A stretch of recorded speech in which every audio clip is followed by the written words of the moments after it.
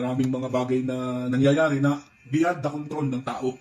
Ibig sabihin, walang kakayahan ng taong i-stop yung mga natural calamity. Yung mga bagay na walang control ang tao, kahit na sinong gobyerno, hindi niya kayang kontrolin yung mga calamity. Ang sabi ni Lord ay siya ang gumawa ng lahat ng bagay. Ako ang naglikha ng lahat ng mga nakikita niyo yan. Yan, sabi niya, ako ang lumikha, humugis at nag-ayos ng buong daigdig. Ayan.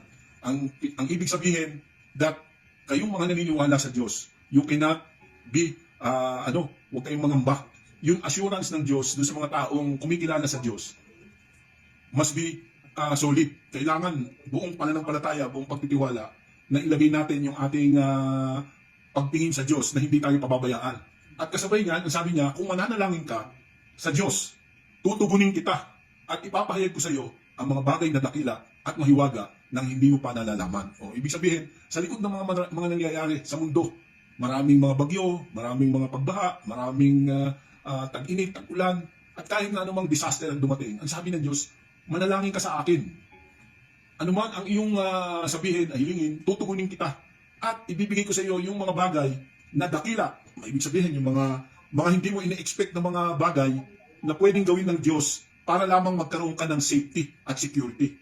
Yun ang paliwanag ng Diyos kay Jeremiah. Ito rin ang gustong i-impress sa atin ng Diyos. Saan man tayong naroon, saan man tayong dako ng lugar ng mundo, we are assured of great security and safety kapag tayo ay tatawag sa Diyos. Ngayon, sino sa atin yung mga simpleng bagay? Minsan sa mga bagay na napakasimple, ayan, si mami nyo, bakit naging, nung una, di ba? Tayo sa family natin, dahil hindi naman tayo nagsimula ng nag-struggle, maraming struggle, maraming mga bagay na ginawa ang sitwasyon. Hindi naman kagad tayo, wala namang peaceful situation eh.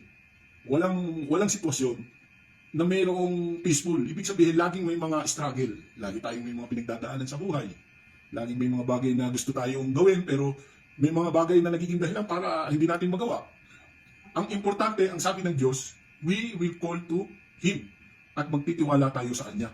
No matter what, ano man ang sitwasyon, ano man ang nangyari sa buhay natin, we will keep on continuing yung paglilingkod sa Diyos. Minsan, ang paraan ng Diyos para matuto tayo ay dumaan tayo sa pagsubok. Kung wala tayong pagsubok, we will not learn. Sino bang tao ang agad-agad ay nagkaroon ng all of a sudden change ng buhay without any bad experience? Lahat ng tao, bago magkaroon ng maayos na pamumuhay, dumaan sa very strict situation. Pero ang kagandahan nun, naalala kong mami nyo, ito, istorya to ng mami nyo. Si mami nyo, nung dalawa kami, ang room namin noon sa Dubai, maliit lang. Pag nagbibihis siya, kumbaga nakatungtong siya sa kama. Para siya makapagbihis, kailangan nakatungtong siya sa kama. Kasi nga, ang bahay namin maliit lang eh. Ano lang yun? As in, room sharing. May katabi kaming pamilya din. At saka, hindi agad namin, kumbaga, parang ayaw nga namin ng ganung klase ng kaya lang, dahil nag-work kami sa foreign country, hindi namin alam yung mga sitwasyon, at saka, mahirap ang mga ginagawa namin noon, mahirap talaga. Hindi naman lahat ng nangyari, all of a sudden, nangyari, ito pa agad. Dumaan talaga sa process para matuto ka sa mga bagay na ginagawa mo sa buhay. So, ibig sabihin, hindi lahat instant na nangyari sa'yo o ganyan kakagad. Kailangan mo talagang daanan yung mga bagay na yun. Kaya ang sabi dito ng Diyos kay Jeremiah, sabi niya, call to me and I will answer and tell you great and unsearchable things that you do not know. Ibig sabihin, kailangan talaga nating magkaroon ng mga struggle sa buhay para magkaroon tayo ng lesson. At yung lesson na yun, ang magsasabi natin, next time na mangyari uli yan, hindi ko na yun uulitin. Kasi alam ko na yung resulta niyan, hindi yan makakabuti sa atin. Kaya, anumang bagay ang dinadaanan natin, daanan natin yun at hayaan natin yung prosesong yun na matapos. Kasi magiging mabuti tayong tao sa dulo nun.